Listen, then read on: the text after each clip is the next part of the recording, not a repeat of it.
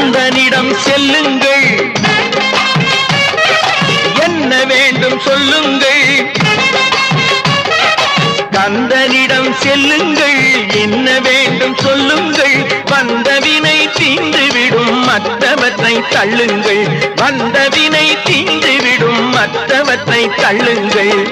கந்தன் காலடியை வணங்கினால் கடவுள்கள் யாவரையும் வணங்குதல் போலே கந்தன் கந்தன் கந்தன் காலடியை வணங்குங்கள்.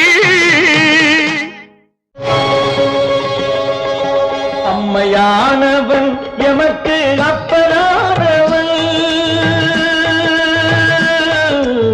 அம்மையானவன் எமக்கு